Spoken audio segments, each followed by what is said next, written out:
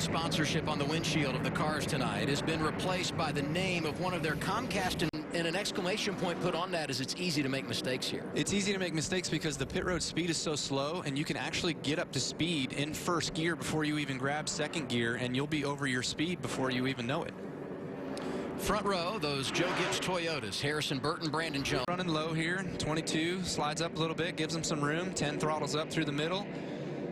And, ooh, did he have a flat right front? He does. The 10 has a flat right front. Right straight up into the 22. Yeah, weird. I mean, everything's fine. Flat right front. Sing to her tonight, Kurt. Happy birthday, Samantha. Harrison Burton on the jump. Brandon Jones, the only driver in the top 10 to pit, and he restarted 20th. And Sieg's right there, too. Inside the top 10. I bet you he'd like to get into that top 10, get him some points. A point. Nice job, though, of being patient for Mike. He falls back, but doesn't force the issue coming back to the front. Absolutely. And Emmerich into the top 5. Ooh, a little bit. I'm telling you, a little bit loose. You see everybody just a little bit loose. These boys are pushing hard. That was a nice move by Herbst. Pick up a spot. There you go. See, being a little protective, trying to get back down to the bottom of the track.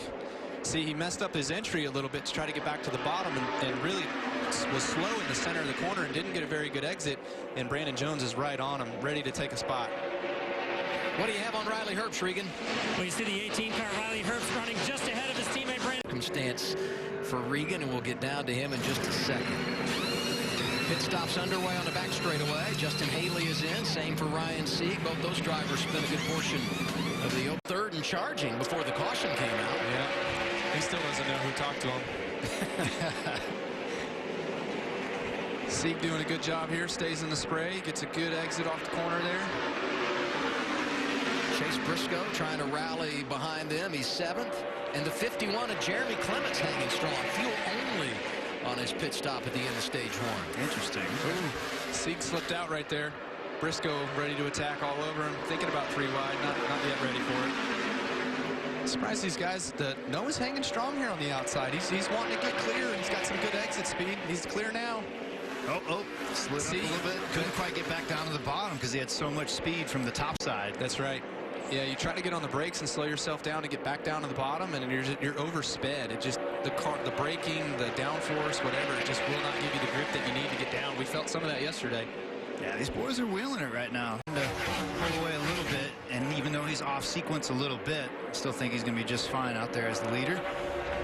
Here's Briscoe, Carlin underneath him. And we'll see if he's able to catch up and how quick he's able to get back up to Gragson. Briscoe up to 6th.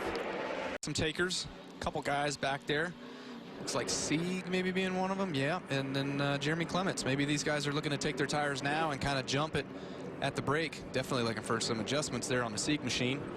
Most of these teams have only pitted one time tonight, so 61 of Timmy Hill, who brought out the caution with a spin earlier. We should have put tape on that. Come on, boys. Great, look at that GMR construction roofing truck car. It's a car today. Car today, yeah.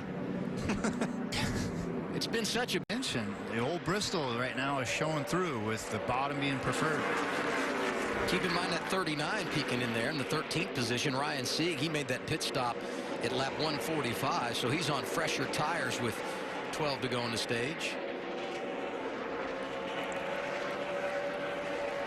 It's good stuff right now. Everybody's pushing hard. I mean, nobody's really. Allgaier on the front row with Ryan Sieg, who takes the inside lane, and Sieg on older tires. Here we go.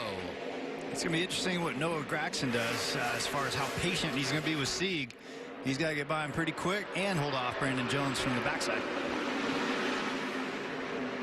Good restart for Sieg. He's there. Yeah, shoot. I thought he was going to be disposed of pretty quick. He got a good launch on that bottom. Nice work. Here we go. Come on.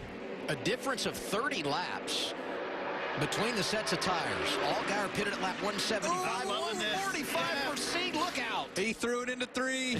I saw that the other day, too. Noah's right there to scrape that up, says thank you. Oh, we got some action going on. Look at that. These guys are all over each other. Harrison Burton kicked to the outside. Brandon Jones making a move, bringing Justin Haley with him. Yeah, those tires aren't going to like that high side. He's got to Try to get back down, but he's got a line of them behind him, just like old Bristol, man. You get freight trained when you get stuck up there on that outside, and there's not a whole lot going on out there. Yeah, I was surprised, like that second or third set of corners, he was right there, and I was like, okay, now it's settling in. And he's got to do what he can to try to find a spot back down, but nobody's going to give an inch here. It's going to be tough for him to get back down to the bottom. Yeah, this is a tight spot right here, and he just can't get the grip. He threw it off in there again, and you just don't have enough stick. Need more stickums. Do you like the call to stay out there? He told me earlier today. I don't know what their tire situation was, you know, like if they had only taken their 2 sets of tires so far, that would have been a third. You still have one left. Yeah, I don't know what their tire situation is. Yeah, that would have put him 1 down. They're level as we stand now, but obviously he's losing a ton of track position. That was a big gamble. I'm just not sure what the reasoning for it was. Now you got Herbst looking to his inside, trying to stick it to the bottom. Picks up that spot. Here's Allmendinger. 20 cars on the lead lap. Sieg's gonna hurt this run, I think. And even Burton's hurting. Burton's dropping too here. These guys keep freight train. Yeah, it's just a freight train. The bottom line Loose entries hurting him. Give me the 101 on the brake bias you guys are talking about. So you have a brake bias that you can adjust for front percentage and rear percentage of bias, which is pretty equal across both fronts, pretty equal across both rears. And then guys have been putting levers in for the rear brakes in order to help tighten up the car on entry. So when you go to the brake pedal, you can pull a lever and it'll put more pressure to the right rear than it will the left rear in order to draw the car straight on entry so it's not loose in. These are the 2 cars that were going the wrong direction on the restart. Ryan Sieg, who started as the leader after staying out on that cycle of pit stops, he's dropped to 11th. It would appear, yeah. I would say with 50 to go, this is going to be your final stop. Unless you go 30-35 green here and then have another caution, you would probably come back. But these are typically short runs in these Xfinity races, and being able to slow down and miss some of that action. Same with the 20. Little action of the 39 there, saved it. They were like 4 wide, a couple of them down on the apron. Well, they're wrecking on the front row, and you got the whole field. The Cup race yesterday where we were able to fan out and move around, so. Uh-oh. Issue for Ryan Sieg in the 39. Oh, bummer. Spent a lot of the night in the top 10, but drifting now. There's pieces coming off. Uh-oh.